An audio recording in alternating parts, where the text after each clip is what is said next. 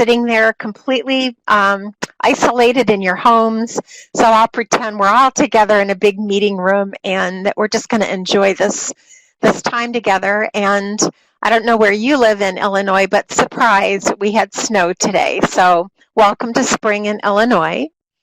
I am, I'm an ex-music educator, and I have been surrounded by young children all of my life, and I'm particularly passionate about children and their play because that is the way they learn. And as most of you know or may not know, I oversee evaluation for Accelerate in Illinois, and my amazing team of wonderful professionals goes out in the field, and they and I both spend a lot of time in your classrooms. So first of all, I want to express my truly deep respect for the work you do and my admiration for how I know you all are handling this time away from your students, the children and their families.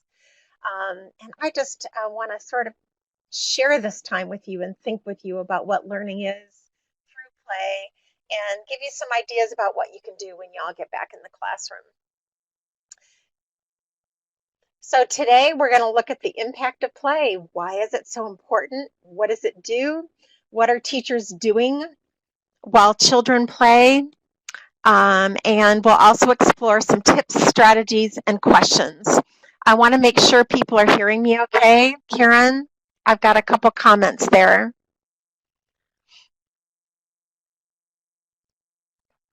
And I'm up all the way, so is that better? All right, that's good.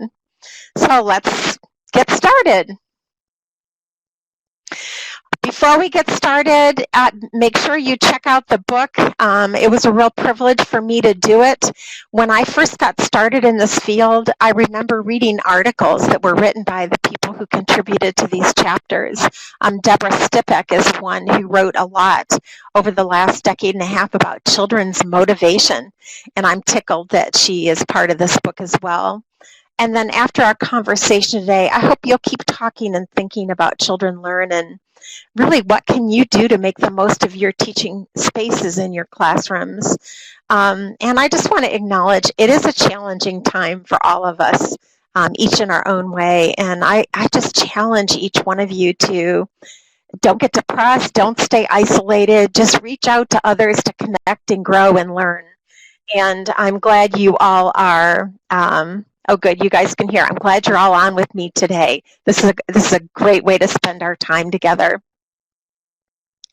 I'm also tickled pink because the book has been published in Mandarin, Spanish, and Arabic. I just think that's wild and crazy and fun. But it also points to the fact that all around the world, people are, okay, I'm listening to the comments here. All around the world, people are talking and thinking about play, and in countries where traditionally children sit in desks and chant and do really traditional type learning, our ways of approaching learning through play are going worldwide, so that's really good. So one of the things I want to do as we get started is I want you to think about your earliest memories of play in your own life as a child. When you think about play, and just think back as far as you can. Who was with you? Was it a sibling or a friend? And what comes rushing into your mind about your own play as a child? Some of us felt included or comforted, felt like we belonged. Or do you remember being teased or embarrassed because you didn't know what to do or because something happened? So I'm going to share two experiences with you. The first, I remember being about 3.5, and I was invited to a birthday party where I had to participate in a relay game, and I had to run across the room. I'm looking at what you're saying. I just love it. Playing with dolls, playing with my brother. I had to run across the room, sit on a chair, and pop a balloon. And it scared me to death because I thought that the pop would hurt me. And so I couldn't pop the balloon. And I remember crying because I made my team lose. So that's not a good memory of play. But I also remember sewing cards. Do you remember those cardboard sewing cards with the shoelaces? and later making doll clothes. And I still love fabrics and texture and creative projects today. So I think it's easy for us to consider that the small moments don't matter when we're with children. Maybe we look away, or we just don't realize how influential play experiences are. This is my quote: early play experiences influence the way we feel about our competence, our capability, and even our relationships with others for the rest of our lives. We don't forget. And play itself is where we learn those skills for communicating, discovering our interest, and really developing our confidence and using our skills. So let's talk more about play. Neighborhood kids on the porch. Yep. Twin brother, we made. Your comments are going by quickly, but yep, yelling outside to the ice cream man, playing pretend play, hiking in the woods. All of us have really treasured memories that we recall. So now I'm going to give you your first poll. I have a few of them here. I want you to answer the questions. Rate your practice. Are you a play expert?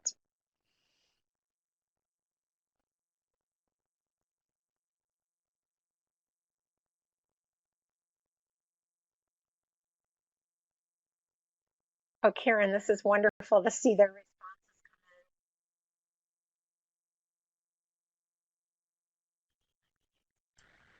in. Having a little in and out with the microphone like we did during the test. Not sure why that is. Just let me know if you do. I popped it up by my mouth, and then someone said it was a little too close, so we'll try that. And then Karen, let me know how long I should give them to do their votes. This is quite interesting. I'm seeing a spread of responses here. Some of you feel great about your room and play is just as you want it to be. About 75% of the time, most of you do feel pretty good about your play spaces. You still would like to make a few tweaks and add some materials. Some of you, boy, you feel pretty good about your spaces, but you need some new ideas. And then a few of you are saying you wish you had more time and materials, and you'd still like to make some major changes. Okay, so someone, Wilma, made a great comment. She said that I'd like to have fewer materials. Sometimes I find that too much is too much, and the children don't know what to choose, or that they lack creativity. And I think that's a really important part of like what we're going to think about today is if you don't have enough storage, and how do you rotate the things that you have and make the best use of those. So we'll take a look at that. Okay, one more poll. How are you as a play facilitator? Rate yourself.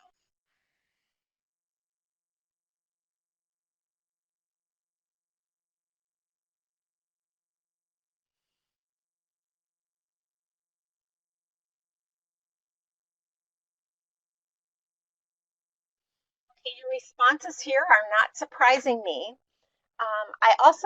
I know early childhood teachers, and I know you're all very modest, so I would suspect that some of you who rated yourselves a little bit lower probably could pop up to the higher category. But I think all of us know that sometimes we do a great job of extending what children say, or adding more materials, or being intentional about what we do. And sometimes all of us struggle with being distracted or just needing to be more purposeful when we support language and thinking. Christine says, I need some new ideas and some time to switch things out more often. Before we go on, I just want to encourage all of you to use this time at home to think about your room, to draw sketches of it, to make lists of things you want to do, and really think visually about play. Okay, so play shapes and reflects children's identity. We talked a little bit about how you played as a child, and I want us to take a look at How is the way children play today different than the way you and I probably played when we were children? Because it is different, and it's a reason why we need to be so intentional about supporting play. A lot of you said you played with siblings, or maybe you lived in the country. In the past, children learned to play from older siblings and advanced peers. I have to tell you, Facebook friends with all my neighborhood friends from childhood. We played outside all the time together. We played without technology. We played with natural objects using what we could find outside. Interestingly, and I can see all your heads nodding up and down, back in the day, children got toys on their birthdays and holidays.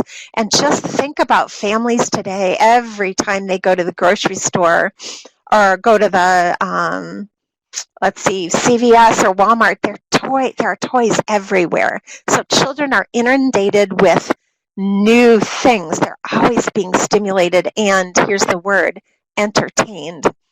So the other thing is that advertising used to be for adults, not children. And I looked this up for you all, but it's about I wrote this on, $20 billion a year is spent on advertising for children. And so when they come to your classroom, they are used to seeing new things, that overstimulation of their brains, and just constant new engagement with things. So in the past, play was about people and not about things. So I'm going to think with you for a few minutes. Too much screen time. We're going to talk about that. I want you to take a look at this little baby on the little kind of toddler on the couch, and look at what he or she is doing with that phone while mama's changing his diaper. Think about that.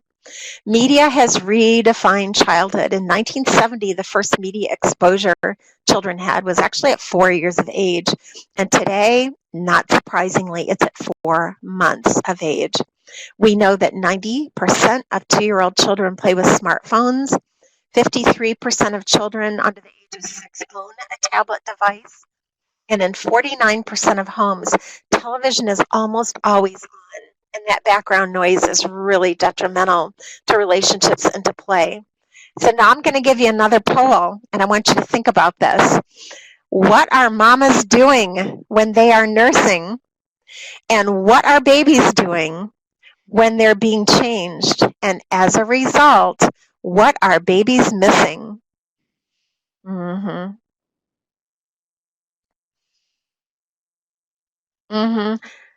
Scrolling through their phone, looking at Facebook, going on social media, talking on the phone, being on the internet. They're missing language. They're missing conversations. They're missing connection. And I want to make the point while you're answering that wonderful mamas do this. Mamas who love their babies. They are devoted to their families. They have wonderful caregivers. It's just that technology is a constant interruption. They're missing touch, eye contact, especially they're missing language. They're missing finger plays, right? Little songs. Here's your belly button. These are your toes. I'm putting on your diaper. Let's put on some ointment. Just think of the words that the children are not having. Diana Murphy says, yes, children are even getting presents at their half birthdays. Quality bonding time. Absolutely. So this is what we know. I'm going to give you a few more details, and I think I gave these to you on the handout as well. So we know that 3 to 5-year-old children who use screens more than more than an hour a day, without an involved parent, which honestly is what it typically is, have lower development in the brain's white matter, which means they have lowered language, literacy, and cognitive skills. We know that greater screen time at age 2, just greater screen time, anything more than 0, is associated with poorer performance in motor, communication, and problem-solving skills. And we also know that screen time, because of the stimulation and the blue light, it negatively impacts sleep, concentration, social skills, emotional intelligence, thinking, language, memory, self-regulation, and fitness. So you as teachers need to be sending out little tips and hints weekly to your parents just to encourage them to monitor screen time. We know that children watch between 0 and 9 hours a day. 1/3 of children have more than 4 hours a day of screen use, and it interferes with their ability to pay attention and think clearly and increases poor eating habits. And my point to you is this: these are the children with lowered executive functioning and inhibitory control who are coming into your classrooms, right? And we expect them to know how to be able to play and to manage themselves inside in the classroom. So poll number 4, what is the impact of media on play, and what do you see in the behaviors and play choices of children? Yep, those statistics are scary. A dear participant said, "This is making me feel badly that my children are currently watching a movie so I can participate in this webinar." Don't feel bad. That was an appropriate choice for this day.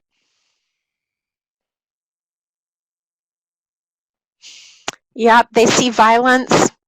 They don't want to play with others. They don't seek to play with others. They have a harder time interacting. They don't have the social skills. Somebody wrote something really profound. Children have unrealistic expectations about life. They don't know how to entertain themselves when they feel bored. There's definitely more aggression. Absolutely, they do not have the same ability to pretend or to imagine during play. They don't know how to problem solve.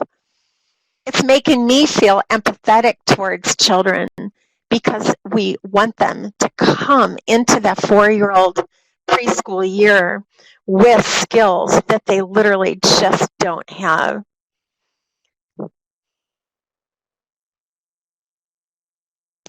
So this is actually, I pulled this from a presentation I did a couple of years ago, so you can see that the references are a little bit older.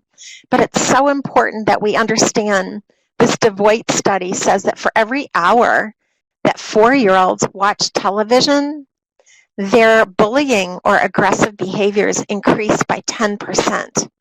So if they're watching 4 hours a day, they have a 40% greater chance of being aggressive. We see it with siblings in homes, and we definitely see it in the classroom. And then that executive function or attention has to do with just the ability to inhibit your behaviors or to activate behaviors when needed. We'll talk about that, but boy, does that impact play. So these issues help us think and understand why children need guided play.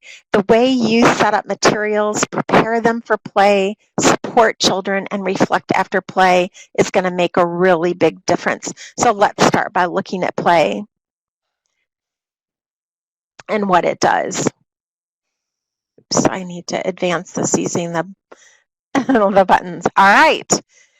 You and I can say the same thing for play in our life. And if you have not been playing, you need to find something that is fun for you. I'll tell you something at the end of this that's fun for me. Play is enjoyable. It's intrinsically motivated. It's process-driven. It's freely chosen. It's something that's active. When you're doing it, you're completely absorbed in the moment. Play uses your imagination. It's full of pretend moments, and it results in joyful discovery. I am a grandmother, and I cannot see my children during this time. And so I have been making them, I call them doodles, but I draw pictures of cars or people or scenery, and then I hide objects, and then I give them a key, and then I put it in the mail. So when it comes to their house, they have to find the cup, find the pine cone, find the rainbow, find the comb. And so that's something I've been doing during this time of being separated. That's play for me. I have a ball doing it, and they enjoy doing it. So the same thing is true for you. And you need to just reclaim your own sort of creative, playful mindset about teaching as well, because the more fun you are having, the more fun the kids are going to have. Play is not aimless. It's not simply a collection of materials prepared by teachers, following whatever ideas come up, or aimless, depending only on children's choices. It is purposeful, and that is the theme of this book. It has goals that begin with materials you prepare that have a purpose. It begins with the ideas and the imagination of children. So you know if you're reading a book and children get excited about it, that's a theme you want to extend into play. It emerges, meaning that during play, when children ask questions and want more materials, that you are able to, you might not be able to get those together that day, but you know you're going to go in the direction of their interests. And it also emerges following content standards. I am fully aware of the Illinois state standards, what you're required to do for your lesson planning. So we need to do a better job of connecting our play directly back to those standards and what children should be learning. I'm also a huge fan of the Eckers 3, which is the environment rating scale for preschool. And I want to make the point that so often we focus on like what needs to be on the shelf, how should it be arranged, and do I have enough of what's there? But I want to remind all of us that Eckers 3 is a set of minimum standards and tools. So for example, if you need 15 science tools, your job as a teacher isn't just to locate and put 15 tools on the shelf, but to really think about what other things could be there and what other tools could be there to facilitate really awesome play. So you might need more than 15 things. My point is 15 is the minimal amount. So play has different forms. I'm just going to run through them. Y'all know all this. Social play, object play, physical play, outdoor play, sociodramatic or dramatic play, and what we call imaginative private play, because we do know that young children should and can play alone. I love the idea of rocket fuel. Play has benefits. Problem solving and creativity, divergent thinking. It boosts language and communication. It's the one way children get super persistent and motivated. Play involves expression of empathy, and it requires emotion competence as children are cooperating, taking care of dolls, taking care of animals, and it invites discovery, curiosity, and creativity. Play also boosts pro-social behaviors, and importantly, I'm wanting this for you all too, it reduces stress and it increases self-regulation.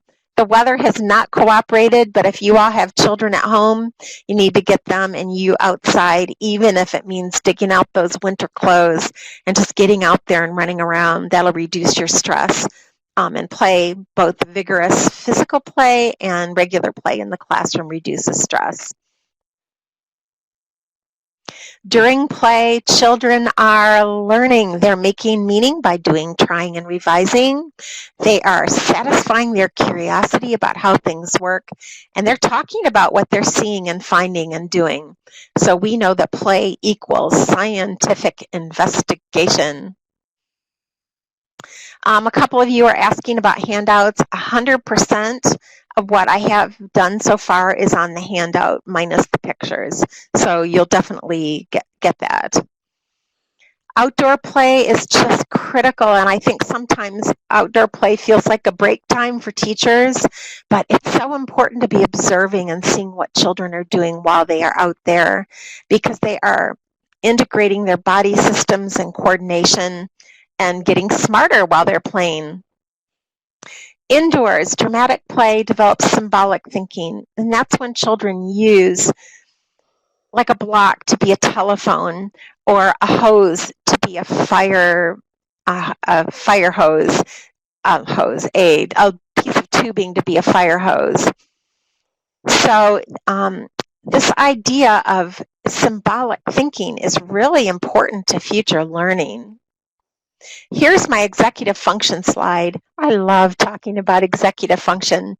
I want to write a book about executive function, about a little boy who pops open the top of his brain and realizes that it's filled with gears and steering wheels and buttons that he can use to guide his body around a classroom. Isn't that a great idea? I've been thinking about it for a decade, but I haven't done it yet. The idea is that children use their cognitive functions to think about things, to plan, to find and steer their bodies, to keep a picture in mind about what they're supposed to do, and importantly, to tell themselves, don't touch that yet, or to say, I better get up, my teacher just called me. So any reading that you can do, I'd go to the Center for Developing Child right there at Harvard University. Oh my goodness, there are the best videos and articles about executive function. It will change the way you look at children and their behavior. All right, so I'm going to start showing you pictures. And my goal in doing this is just to have you think with me about how play supports learning. So these are two children I personally know. They are wild. I never saw kids with so much energy. And if they're not absorbed in doing something, they literally are flying around with their arms and legs flailing, looking for something to do. And yet I watched these two children put together this puzzle. It took them about 30 minutes with adult help, and they were just as focused as can be. So you can see how play boosts children's ability to become focused. The website was Harvard Center for the Developing Child at Harvard University. If you just type in Harvard and child development, it'll pop up. It'll literally change your life. You could just quit this and read that. It's just, they're constantly updating it with great ideas. By the way, they recommend this book, so I was tickled pink to see that. Okay, play boosts competence, motivation, persistence, self-regulation, and physical goals. And I want to mention, yes, this is a child of mine playing with tacks. So I don't think you would have tacks in the classroom. But I just love this picture because he is bent over, concentrating, and what you probably can't see, or maybe you can, is that he drew his play plan before he began building, and he is 4.5 years old here. I think we seriously underestimate what children are able to do, and we very seldom ask children to draw a picture of what they want to build before they build it. In the lower right-hand side, these are children age 3 to 5 engaged in, I totally lost it, the little pegs with the rubber bands that go over them. I can't think of what it's called right now, but the pegboards. And I don't see those in classrooms. I've been in classrooms for a long time. Geo boards, I love you. Okay, they are not expensive, and they are a task of fine motor skill that children absolutely love. They place a picture, or they can make their own. And I have seen children who don't focus in any other way literally sit for 30 to 45 minutes. Yep, but Brenda Clem says my kids love them. So I'm a huge fan of geo boards. To be honest, I visited Bank Street School of Education in New York, where they allow children to play with real tools and things. And I mean, it's just unbelievable what children can do if we really challenge them in play. They are responsible when we teach them to be. This is a little boy using the tweezers. That's a type of tool. And he's picking up little items that he's found in the sandbox and then dropping them down into the bowl. And I want to point out that play, when it's working, it looks like there's nothing to it, but you all have to do a whole lot of work to get it to happen. All right, poll number 5. What do you want to know? What is the one burning question you have about play? If I could do something full-time, I would literally just come around to your classrooms and observe, spend a week with each one of you and talk with you about how children play.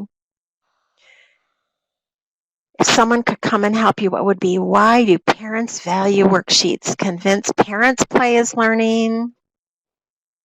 Yeah, I got to convince my district to go back to play-based kindergarten. I'll address that in a sec. How to become more intentional. Get this book, that'll help. How to interact meaningfully with children without taking over. I wish we were all together. Yeah, convince play is important for older people, older children, more intentional play. Planning purposeful play for 20 kids with 2 teachers. Keeping children engaged, working with nonverbal children.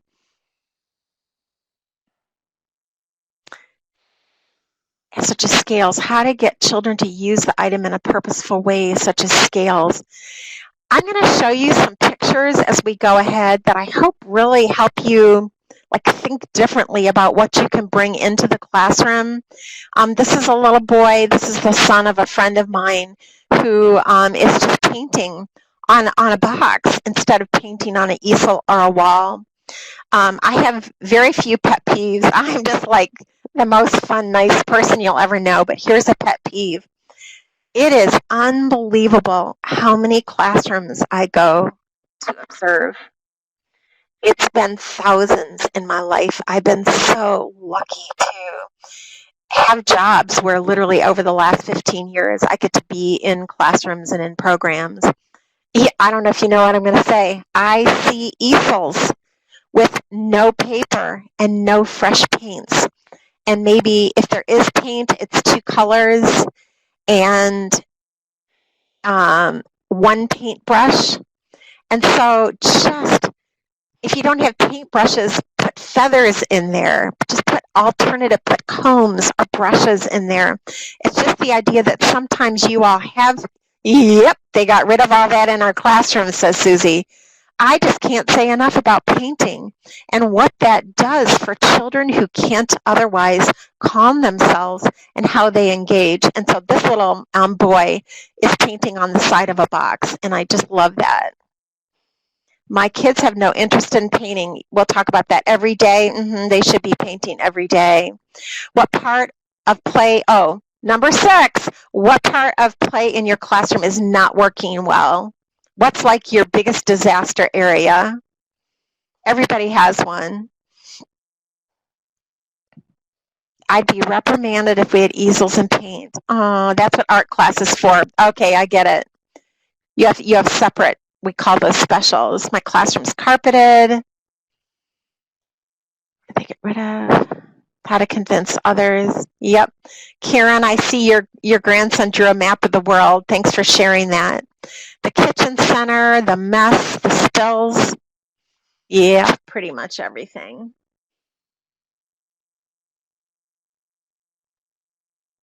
I'm just reading what you guys are writing. Too much clutter. The whole thing. It all spills out in the middle and then the kids fight. I wish they used the art center. It's really hard. I'm looking at this just feeling for you. Sometimes too structured blocks in art, dramatic play, lots of arguing and fighting. Block area gets out of control. I've seen it, I understand, and we'll talk about all that. Karen, I might need to follow up with a follow-up seminar. All right, we're going to start here. I have a book in press. It's on lesson planning for pre-K. And I want to talk a little bit about the fact that we often think about play and then we talk about what are children doing. And I want us to think about what are you doing, because that's really the foundation and the basis of it. Yeah, I'm still reading your assignments. They take everything out of the science area. The children just don't know how to play. They basically don't. So we're going to talk about that. All right, so it's not just child-centered or teacher-directed. We have 5 choices, and I'm going to talk with you about those today. And I don't know, Karen, we can follow up with this. But we're going to talk about a series of ways that you can support children. The first one is what some of you really know already to do. Sometimes, like in this picture, you want to give children materials in a safe space with enough space for them to explore, where you're really not going to interfere with what they're doing. Your job, kind of like Montessori, is to prepare the setting. Really observe and document carefully what's working, what are they doing. Make sure the materials are interesting enough and challenging enough, and then you'll intervene for frustration or safety. This takes place, what we call child discovery learning. That's where you're not really guiding the play during imaginative solitary play, construction, or task-oriented play. In child-directed learning, which is the next step over, and it's what we talk about with play, children are active designers, and you, the teacher, will prepare the setting. We'll talk about that a little bit because you have to be really thoughtful about what's there and how the materials that are there work with the other materials to engage children in specific thematic play. You stimulate emerging skills. So like, you know, if a child has, is like in this picture, is just beginning to learn how to build creations going up, then you support that. So with the magnetiles, the first thing that children do when they play is they lay them flat on the floor. They stick together, but the children use them like to make a road or to make a flat square. And sometimes it needs teacher support for you to begin at the beginning of the year to show them how to build constructions going up and then to lay a tile flat to continue to build up. That's what this teacher is doing. And here is when you'll add vocabulary, magnetic, triangle, square, those colors that are there, balance, right? One side, the other side, this picture is just filled with good vocabulary opportunities. This is the next phase over, and this is what we call project-based or shared or emergent curriculum. And this is where everybody just dreads it, but I'm showing you the, because it's messy, this is the unit on growing things. But what we try to do is too much in one day. So you want to read a book about growing things for a couple days. And then this is what they did next year. They used toilet paper tubes and tissue to build trees. And then on a Friday, they gave children some choices about how they would grow things, but they planted seeds and watered them. And in fact, this classroom set some of those seeds up near the window and the other ones across from the room, and they were going to do an experiment to see which plants would grow more quickly or better than the other plants. So then for the whole next week, they watered and watched. And I think my kind of advice to you is one way or the other. Either you don't plan enough for one day or you overplan for one day and it's just too much to do. So you want to spread out those emergent curriculum projects. The next one is teacher-guided learning. So it's not really teacher-directed yet, but in teacher-guided learning, the teachers take a little bit more active role. This is the classroom where they made this gooey oobleck stuff, and then they stretched it and pulled it and used new vocabulary with the children. So while this child is very active in the play, these teachers are taking a more directive role. If you're playing circle games or you want to introduce dramatic play in a new way, you would do teacher-guided learning. So you're a little more directive. I'm hoping you'll see you have lots of options here. In teacher-guided learning, you might sit with the children and they right here, they are working with this teacher. They're serving her breakfast at a restaurant. This little girl in the second picture is going over to get her some more fruit that she asked for. But this is a way that you can introduce ideas and introduce a little bit more complexity to their play.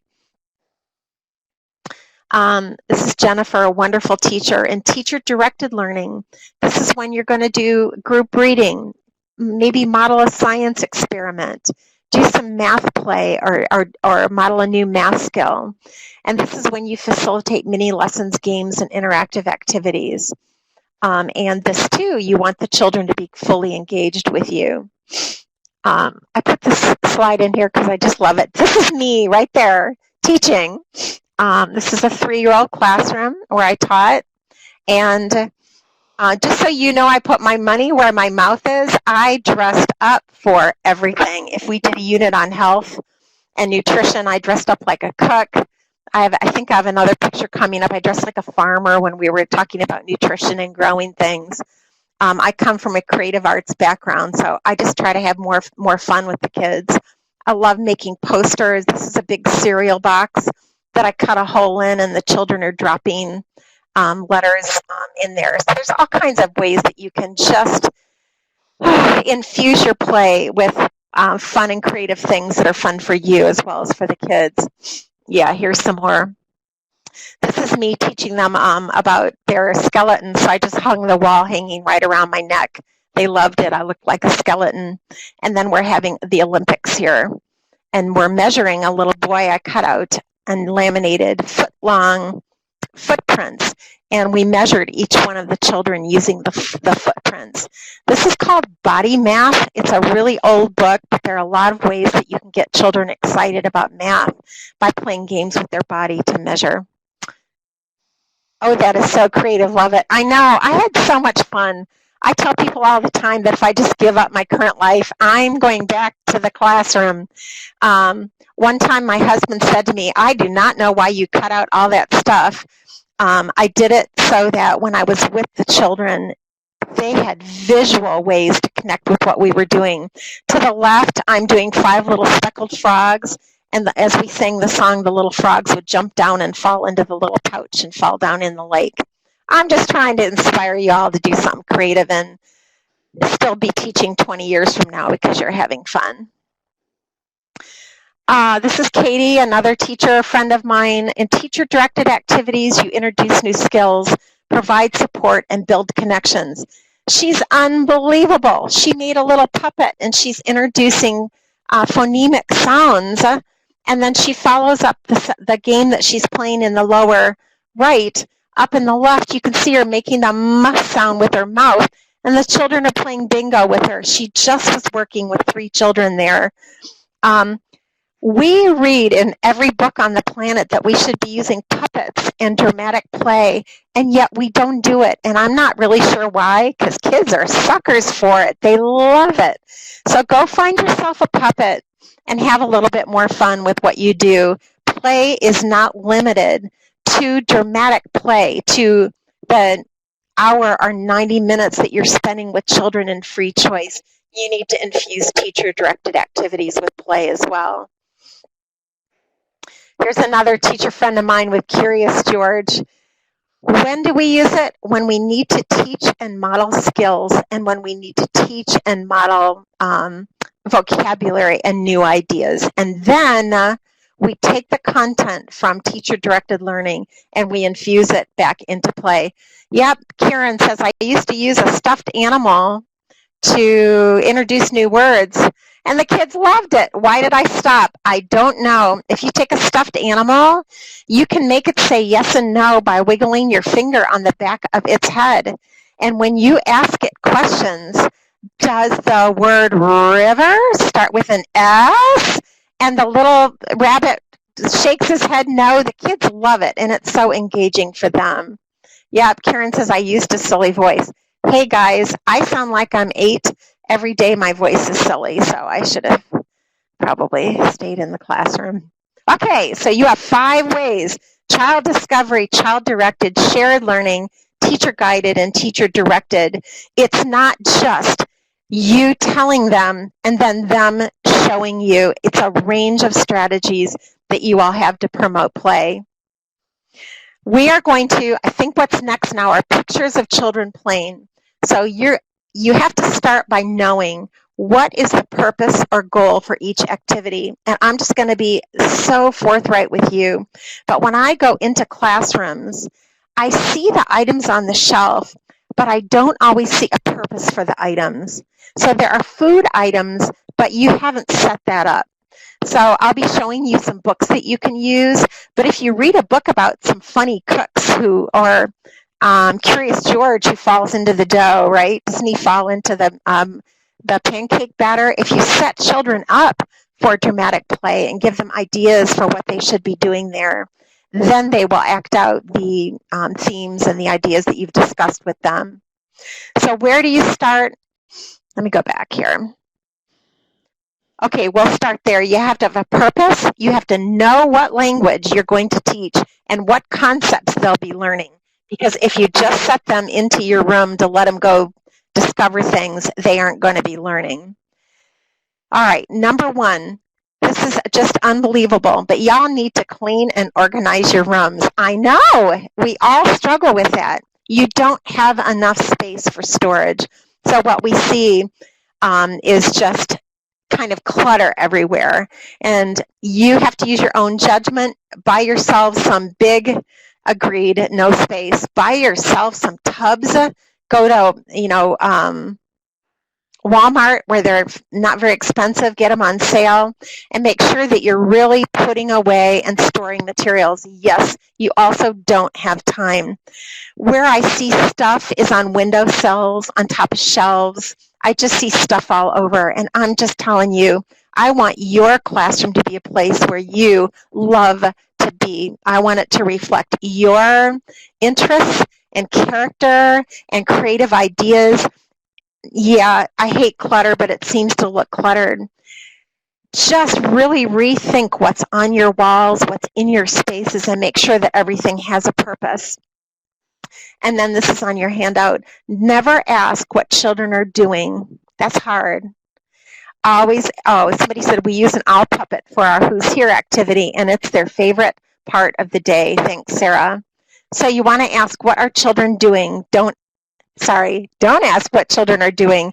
Ask them what they're learning. You want to know, what are they learning?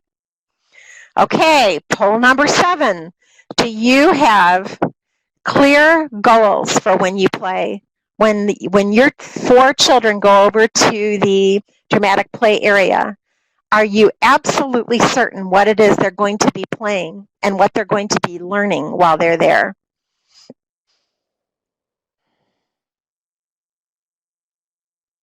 Yeah, so this corresponds, interestingly, with CLASS, the classroom assessment scoring system, that shows a lot of times we don't have clearly defined concepts and goals. And when you get and read the book, you're going to really see how you can set goals for play without completely interfering with children's freedom and their choice in terms of what they're doing as well.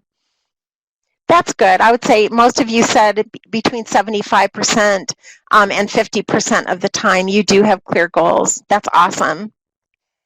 We're all going to aim for the 100% of the time. It's not easy. But if you can say what the goals are and say what the vocabulary is and say what the concepts are, you're more likely to support those, and children are more likely to be engaged. We aren't allowed to limit children in areas. Labeling is your big thing. Eckers 3 requires so many items that each area gets cluttered. I get it. So we'll have to think about how to do that storage. Let's take a look at photos and think about it. So the next section here just has to do with play goals. What are children learning when they play? So here we have social emotional goals. I'm not going to read it all. You can read it. But it's packed with what they need to be able to do while they're, let's talk about dramatic play, expressing feeling, needs, and opinions. So maybe during the first week of September, when you get back in the classroom, you make it your determined goal to introduce emotion words during dramatic play. Does that make sense? Very intentional. Or let's decide that in our science area, you're going to reinforce perspective taking. Oh, let's look and see what Sarah has done with her pine cones. So you can see how that you can't really plan what you're going to do until you have an explicit purpose for what you're going to teach. By the way, that is my daughter. She is the teacher of the world, I'm telling you. She is a music teacher, and those kids are learning rhythms and cultural dances, square dances. So I love this picture of the little boy up top. he's got a, all I can think is a thermostat. Ladies and gentlemen, help me out. What is that thing around his neck that you listen to the heart? I cannot teach. Stethoscope. I can't teach unless I have people with me. Okay, look at this boy's face while he's listening to the stethoscope. It's unbelievable. He is taking seriously his job of being a doctor. These children down here, this little girl, I wish you could see my pointer. She's being bossy, and she's telling this little boy, this is how they're going to set up the cash registers and the money. And this little guy there, he needs some help to pitch in. I want to show you something. They used a table. Look how many cash registers are there. 3 cash registers and a lot of money. And they are going to do a, they're going to go to the market. And is there only 1 cash register at the market? No, there are 3. And so one thing to think about is increasing the number of types of objects that will allow more children to engage. We had a pet clinic. A child started to cut my hair with a bandage scissors, saying it would make my dog feel better. Hope I read that right. Holding still, carrying out plans, listening, negotiating. These girls are taking care of their dolls, and their conversation was just dear that day. Social studies is a really big thing. We just don't think about it, but that is the big area that we can infuse interdramatic play. What people do in the community, similarities and differences, representing work through drawings and pictures, and just participation, voting on things, taking responsibility. Oh, that's interesting. Someone's saying that they've always had someone has a beauty salon. Do you know, I never saw that until I came to Illinois. But beauty salon play is a really big thing that I've seen since I've been here. I'm reading notes here. Somebody says, I so want to do that. This is active play. Okay, a whole nother presentation that I do tells you that children need to be breathing heavily with their heart beating and sweating at least 15 minutes out of every hour, or a good hour out of every day minimum. So when those kids go outside, I would challenge them to run to the end of the playground and back with you. Do it a couple times until they're just really tired out. And then they can go, it takes like 3 minutes to do, and then they can go about their business and have the complete time for free choice. But you need that exercise, and they need that exercise. 99%, in my view, of the reason that children have behavior issues in classrooms is because they aren't getting enough physical exercise. They just need to burn off the energy. They don't sleep well because they aren't active enough. You all don't sleep well because you're not active enough. But when they are truly active and running, their bodies get balanced and coordinated. I always give you proprioception and vestibular sense. This is children's ability to coordinate and manage their bodies, which they learn outside in active play. That is exactly what you want them to be doing to control themselves in the classroom. So that's the reason why they need to be having those skills. Everybody writes me and asks what are the skills they're supposed to be learning on the playground. Those are the skills. Same thing, active play, they're learning not just body coordination, but safety rules, self-care, healthy nutrition, energy balance, physical habits. Awareness of others, self-management, empathy, turn-taking, negotiation. You guys get my point. Outdoor and indoor gross motor play is just essential for their ability to regulate during play. All right, this is fine motor play, which I just love watching children. The little girl at the top, she has seen people line up dominoes, right, in a straight line. Well, she hasn't got the straight line figured out, but she has certainly lined up her dominoes. The children down below, they're working with Legos, which is a favorite. This little girl to the left is balancing. And then I see this little guy here with making, those are the magnet tiles again. What are my thoughts on a time limit on the sand table outside? I believe that you have to meet the time needed for gross motor play.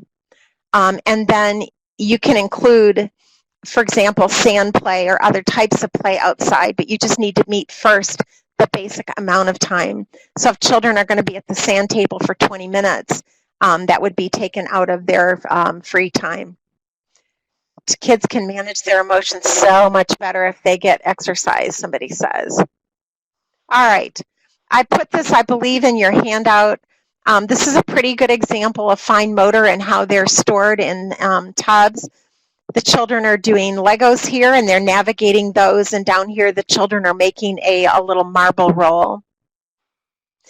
Something that scores much lower on Eckers 3 than other areas, I don't think you'd be surprised. It's never really low, but it's math. And so you guys do mathematics activities at the fine motor area typically. Many of you do math calendar.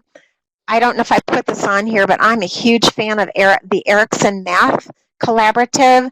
Lisa Janae, who's the director, wrote a book with me on family childcare. But they have posted videos that are phenomenal that show you how to work with children and actually reinforce their math skills. Here you can see this little girl has shapes in this flower that she's learning. I'm just laughing. Somebody said when I lived in Canada, they went outside most of the year. They only had indoor recess when it was below -7 or -9 Fahrenheit or blizzards. I know, it's very cultural that we don't play in the cold. Okay, these are some things I don't often see in classrooms, and when I see it, I get super excited. The Unifix cubes, a lot of times you all don't know what to do with them, so watch some videos and figure that out. 10 frames and 5 frames are really useful in helping children do subitizing, which is like if you look at those three blue circles there, you instantly know it's 3 without counting 1, 2, 3. That's subitizing. Counting bears, there are ways to use those. The Eckers 3 requires that items that you have in displays and games have both the numbers and the dots, so not just the numerals, which is like the printed number. Yep, Unifix cubes are great for patterning as well. Mary Hawkins says, we just started learning about 10 frames before we got shut down for the virus. It's so sad. Block play is, I think, I'm not sure why that's so challenging. I would say most of the questions I get, or a lot of the questions I get from coaches have to do with block play. I'll tell you what I think. I think it's because the blocks are so expensive. They're just unbelievably expensive. But once I would just recommend building up and adding things every year. The other thing about block play, for true complex block play, it just takes up a lot of room. But boy, that's so essential for their collaboration and their ability to build complex structures. Block vocabulary, I gave that to you. And yeah, I just brainstormed that right out of my little head. So just brainstorm words together and use them with the kids. All right, I'm a huge science fan. I've always loved it. I appreciate Eckers 3. At times I've been in classrooms and I have seen, yes, the blocks in a pre-count are the most used toy. We encourage large structures. Good for you. I'm not sure why we don't have more natural collections in classrooms, because things are readily available outdoors, different types of pine cones, different types of leaves, things like that. So just begin working on, ask children to contribute to natural collections. Blocks are a huge hit, Christine says. Oh, these little children right here spent 45 minutes because they caught a stink bug. Do you know what those things are? I never heard of them till I moved to Illinois. Yep, stink bugs. They're completely harmless, but they are just on windows sometimes in the spring. And the children just put the stink bug in the little container and watched it for the longest time. Yeah, Mary Hawkins says stink bugs are so gross. Well, the kids love them. Not familiar, I wasn't either. All right, something else I need to really leave an impression with you on is put together groups of materials. One of the reasons why children don't engage and they make a mess is that things aren't grouped together. So if you're going to have a bowl of shells, put out a tray of sand so the children can make patterns. Put out some, print some cards so the children can do a matching game. This little round thing is a magnifying glass and tweezers, and then put out several books about shells. And you will find children doing with shells things that they wouldn't do if they were just sitting by themselves in a bowl. So I think that's a really interesting and important point. Here's some more science processes you all can look at. All right, true story. These dear children were in a classroom that I observed. This is Katie Bell. She's not Bell anymore, but she was Katie Bell then. And she went on spring break, I believe in Montana, and she came home with really unusual pine cones. And this dear little boy said, Miss Bell, where did you buy these pine cones? And I was so struck by the fact that what we take for granted as teachers, that children know pine cones grow on fir trees, is not necessarily true. And so you can see she's looking through the magnifying glass with the children, saying, what do you see? What are the little seed pods on the side of the cones? Do you know if you tap it on the table that the seeds will fall out? I can honestly tell you, other than Miss Bell and several other of my students, I haven't really been in classrooms where I see teachers engaging with children or guiding play in the science area. And you could just see how they use a cookie sheet to put the materials, and then they have little science journals and crayons. The children wouldn't naturally sit to draw them, but because it's been facilitated by the teacher, they do stop to draw them. I really encourage you to do more in your science area. Nature's all around in the city and in the country. I think you all do pretty well at your water table. I've seen a lot of great many varieties of toys, squirt bulbs, pincer grippers, all kinds of stuff. And then if you have to put a 4x6 card on the side of your water table laminated with words that you want to use with children while they're there. This is music play with shakers. Put on some music and let children use theirs. Oh, that's funny. Somebody says they were counting the seeds in the pine cones, but that we had mice that found them. Yuck. Oh, yeah. Somebody else says, Vanessa says we use nests, and that was amazing. Oh, Sarah Simpson explains, if you smush a stink bug, they are smelly, hence the stink bug name. So there you go. We learned something together. But here's dance, which I think we underuse as well. Remember that if you do a whole group activity, we don't force children to do it. They can come in and out of that circle. But what I'm always dying to say is that if your music activities are really whole body clapping, stamping, tapping your knees, shaking maracas, using drums, children will want to be participating with you. So it is okay to do music in whole group activities. And also, I'm very, very aware that some of you send your kids to a music class. My daughter used to come to my methods class and just show regular classroom teachers like myself what to do, like tapping rhythms, stamping on the floor, like 4 taps or 2 taps or 3 taps, and having children copy you, just games. Yep, my students love yoga and go noodles to dance. Okay, so now you're really getting down to my heart. I love art, and I think art is just so underutilized. I think we prepare an art table, and I know just a lot of you just don't have big enough spaces, but if you can have an art area and also offer a table somewhere in your room or near the art area where children can spread out to draw, they are really going to engage in creativity a lot more. It's just so important. These are my grandkids. This is my daughter, who's an art music teacher. They paint every single day, and you can see she props up art books.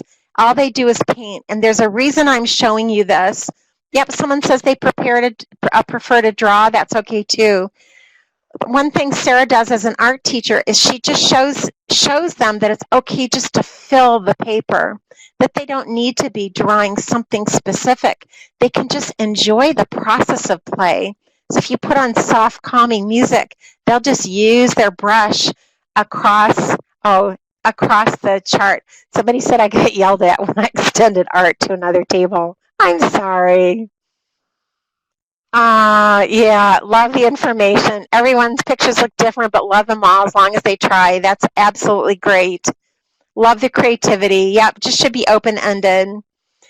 Box construction or box play cannot take the place of dramatic play, but it could be introduced like once a week or a couple times a month or once a year if you've never done it before. But children love boxes. I like them to be drawn and decorated and then used for reading. The children love to make a train and then put pillows or blankets in there with flashlights. They will read longer than you have ever seen children read books when they get to sit inside of a train that they've decorated. I've seen castles, little playhouses that are extensions of dramatic play. I've just seen a lot of box work in Illinois since I've been here. I came from Virginia before. One of my second graders made the most beautiful swan from tinfoil out of her own imagination. Oh, we have kids decorate boxes with their parents at home and then have a drive-in movie day. That's wonderful. I took a huge box for furniture and created a school bus, and 3 kids could play in it. Yeah, so play, it extends to every area of what we do. I'm also a huge fan of books and an enormous fan of multicultural books where children can see their own faces as they look in the pictures. I'm going to give you one illustration because I always say I can never talk for 90 minutes straight, but oh yes I can, and run out of time. But when you read books, you cannot believe how many times I see close-ended questions in lesson plans, and then I hear them in the classroom. What color is the train? How many cars? What's in the picture? Have you seen or been on a train? Those are close-ended questions. So open-ended questions are, why would you ride in a train instead of an airplane, or an airplane instead of a train? Right? You can think of reasons, because one goes in the air and one's on the ground. You wouldn't fly if you're just going to your grandmother's house, but you might take a train to go see your auntie. Yep. Who works on a train? What are your responsibilities if you ride the train, right? You need to give your ticket. You need to find a seat. You can't make a lot of noise or hang upside down because you might disturb other riders. What kinds of trains are there and what are the purposes? Engine trains, express trains, passenger trains. So my point to you all is this takes practice to be able to generate open-ended questions during whole group and play times. But when you practice it, work with your co-teachers to be able to do it, your kids are going to get turned on to learning. I just showed some train books that everybody loves. We could spend a whole day on this. Okay, so something I see in classrooms that's my second pet peeve. I forget what I said my first one was. But anyway, my second pet peeve is that your books aren't always organized according to themes. They're just, I know you guys are so busy, so I'm so sympathetic, but take some time and get those books organized. You can see here Eric Carl's all nicely arranged. Take a whole box and just put cooking books in here. You can see round is a tortilla, green is a chili pepper. Children love science and STEM books, so fill up a box with those. The easel not having paint on. Oh, thank you. The art easel without paint was my first pet peeve. Okay, writing. This is another area I see in your classrooms that's overlooked, I think, because you're not always sure what to do. But things like colored pencils in one canister, crayons in another, stamping. Children love to use letter stamps. It's a good way for them to write out their names or just to learn their letters. Another thing is this, envelopes in your writing center with make a post office box out of a shoebox or cereal box, and at the end of the day, put pretend stamps on them and have them bring their letters to their mama and daddy or auntie or uncle or whoever they live with. Cultural and local tradition play. This is something else I see is you guys are doing this, having contrasting materials because Eckers requires it, but you cannot believe how many times I see items like this little tea set on the bottom that are put up high where children aren't allowed to touch it or play with it. So it's hard to think about what are cultural artifacts. The stacking owls are baskets and carrying market baskets, drums, things like that. Writing. Oh, somebody says for writing, hole punchers, stickers, stamps, envelopes, colored paper, scissors, smelly markers. Yeah, I got a fellow love to write there. Also games. This is a Mancala. I don't know how you say it, but that's how we say it. Mancala is a game that preschoolers love. I love this around the world picture, and there's some beautiful dolls and things that you can have in your room now that represent cultures and that children love to play with. All right, number 8, setting play goals. True or false? Do specific play goals make vocabulary and teaching during play easier? Yeah, you guys passed. That's great. It helps when you look at the pictures to see. Okay, now we're just going to take I think I left enough time here. We're going to take a little bit of a look at the book, Serious Fun, and just show you what's in there so you know what you'll be looking at when you get there. I want to share that when I come to classrooms, I just want you to think about this with me because there's no one answer. But what I feel when I go into many classrooms is what I call frenetic energy. And I understand that. I am the kind of person that when I walk down the street, I don't make any body movements. I don't look at dogs. I don't talk to dogs, but they go crazy around me, and it's because I have a lot of energy. An old dog lives with my son and my daughter-in-law, and when I walk through the door, he does the zoomies and runs around like a puppy. So I understand what that is to bring like frenetic energy to something, but our goal in the classroom is focused energy. Someone's asking, who is the author of the book? It doesn't have an author, it has editors, and that's me. So if you just type in Serious Fun, Masterson and Bohart is the other one who worked with me on it, Holly. So let's see what's in the book. 8 awesome articles by play experts, super application tips and strategies for your classroom. Big takeaway is this: the reinforcing need for rich, challenging, and engaging play. A lot of the materials in your classrooms are not challenging enough for the children. They're just too simple. There's nothing really there that challenges their thinking in the way that you want to engage them. The first one is brain science and guided play. Guided play allows teachers to piggyback on children's joy and engagement to reinforce skills. And then she talks about free play, guided play, and what you can do to really push in information through using open-ended props and really pushing in that vocabulary development. In there, she gives a list of what children do and what teachers do, and your job is to introduce materials, ask children questions, offer support and suggestions when children are frustrated, and introduce new ideas and play materials to expand play. Oh, I love you guys so much. Also for the Writing Center clipboards. By the way, I rarely see a clipboard in a classroom. I know you guys have them. And then rulers. That's a great idea.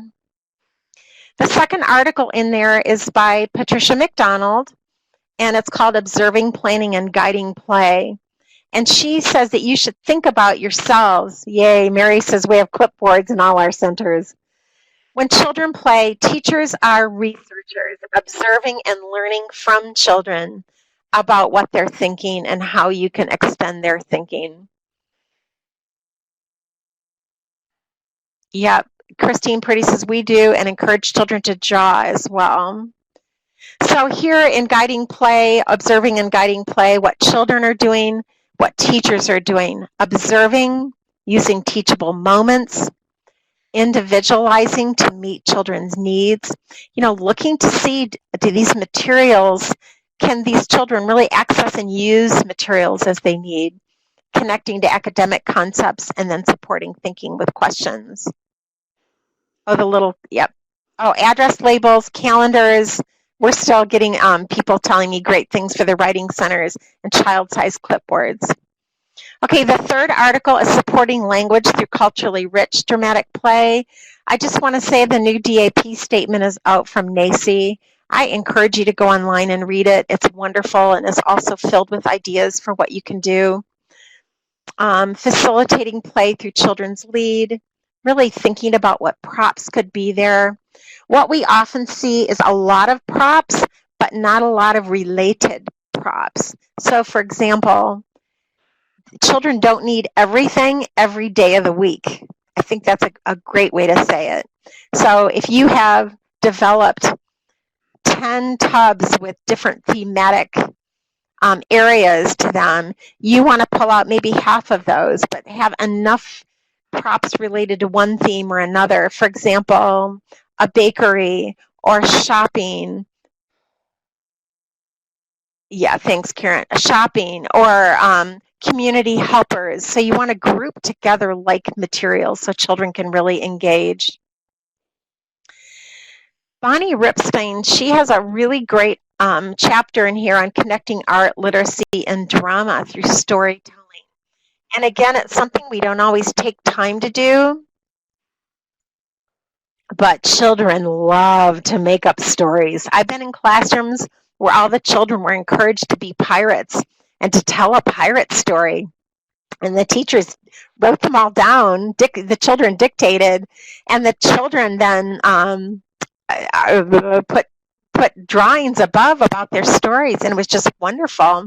They hung them all in an art gallery or a wall space to share. So this is what this is about. And the questions you ask are, what do you see? What do you feel? What do you want to know more about? It's not rocket science, but it's just great reminders for what we should do. Mary Hawkins says, we had our children dress up in January as an ice skating rink with a concession stand. What a great idea. Number 5 is playful math instruction and standards by someone who's just a hero of mine, Deborah Stipek. She talks about children's motivation. She really explains that we don't do enough with board games, card games, color tiles, peg sorts. There's our geo boards and dramatic play in terms of really infusing these with math and how important that math talk is.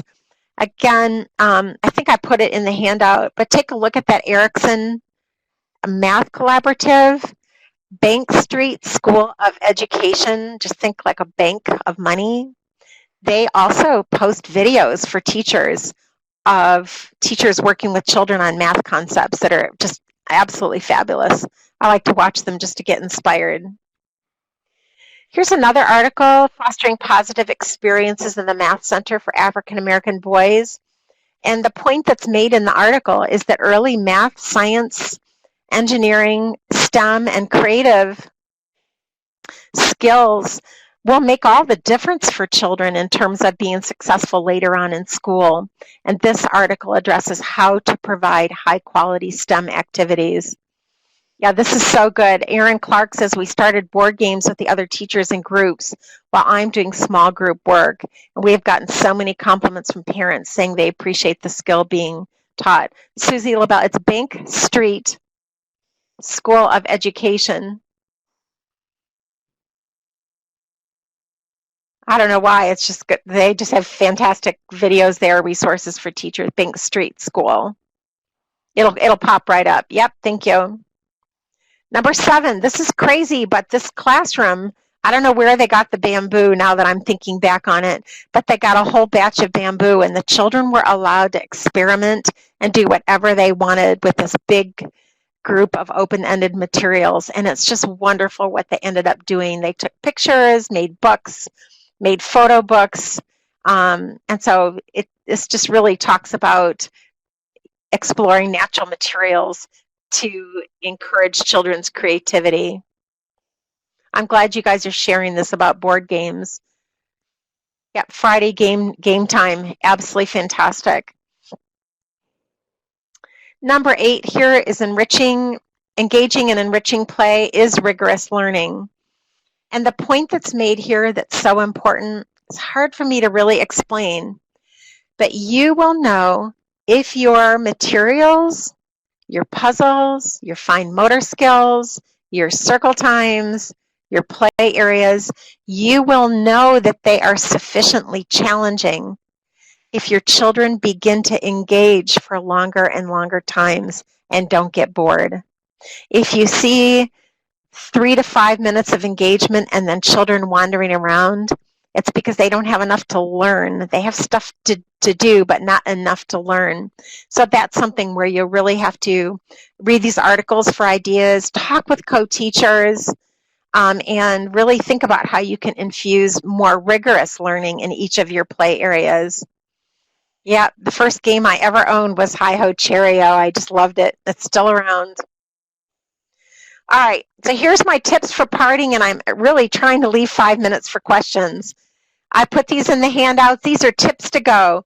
Keep your questions open-ended. I'm insisting on that. Connect to new ideas. Use I wonder questions. I wonder how this shell could be used to make designs. And then give the children the shells and the sand. Don't say, let me show you how to make a design. Ask the question. Let the children figure it out. Explore the big pictures. Oh, these seed pods have an inner side and an outer side. I wonder what makes these seed pods open. You can tell I love science. Check for understanding. Tell me how you put that together. What is it you see in that picture? I wonder what else we can find out about snails. Provide enough challenge, that's hard. Evaluate the purpose and goals of play for each play area before you release kids into those areas. Go and sit on the floor inside of the play areas. Just sit there and be a child and look around you and see what's there that is really interesting and meaningful to you. Change out those materials and adapt those spaces week by week, just to change and put new and more complex tools and materials there. I love checklists with little note pages on the side. When something's worked well, when something is working well, write it down. When children say awesome things, write it down. Something it's challenging as kids are in different development. Yeah, I know. So pretend to be a specific child and then think about being another child. Like really look at it from an individual point of view. That's a good point. Keep a list of vocabulary words for each play area. I recommend 4x6 cards. I never taught a single day of my life without a 4. I always wore an apron. Sorry, I did. And I always had 4x6 cards in there. And so I was ready for supporting play in each area with my list of vocabulary words and the concepts I wanted to support. Yeah, there are plenty more resources at the end of the book as well. Uno Moo is a barn with round animals you can use for sorting, someone just wrote. Put yourself in the place of children. What is there waiting that you can't wait to touch and explore? What materials really connect to your interests and ideas? What do you really need to have there to draw you into deep absorption? And then if you're a child and you're playing, who is listening, watching, and knowing you personally and understanding the ways that you learn best? So people tell me that when I talk, it's a little bit of pie in the sky, like, I just really think you all can go out and do great things in your classrooms. I really think you can. And I think looking from the perspective of the child helps us to see like how much they need and how much support they need during play, because they just don't know how to play instantaneously. Playing is something they need to learn to do with you. And then go get the book and use it because it's good. All right, I got a question for you. Poll number 9. What is one action step you want to take as a result of this presentation? And then I'll take a few questions.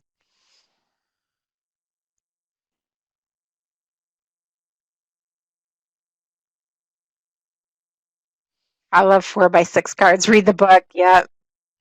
Oh yeah. Shells and sand.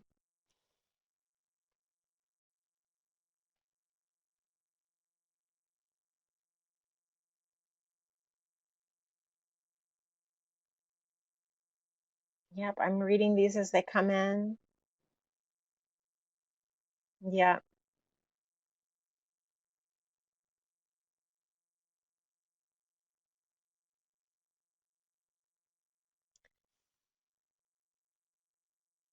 You know, as you all are answering, I just want to say this. My goal for every single one of you is that in 20 years, you'll still be teaching.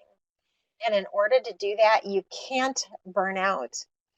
And what makes teachers burn out is if they feel like they're not being effective.